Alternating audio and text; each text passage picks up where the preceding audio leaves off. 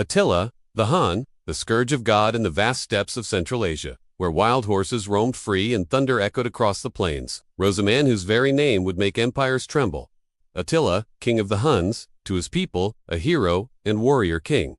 To Rome, a living nightmare. Born in the shadows of empire, Attila was born into a brutal world where survival meant strength, and loyalty was forged in blood. He and his brother Bleda inherited a vast nomadic army, one that could strike with speed and vanish like wind. But Attila had a vision, far beyond raiding villages. He wanted an empire, carved from the bones of giants. The rise of the Scourge. In 445 AD, Attila became sole ruler after his brother mysteriously died, some say by Attila's own hand. What followed was a storm of conquest.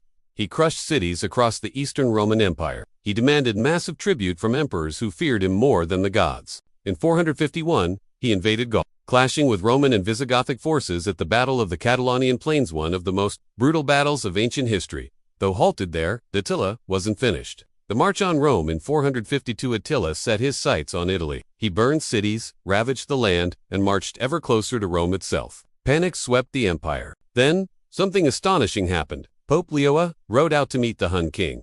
No armies, no swords, just words. And miraculously Attila turned back.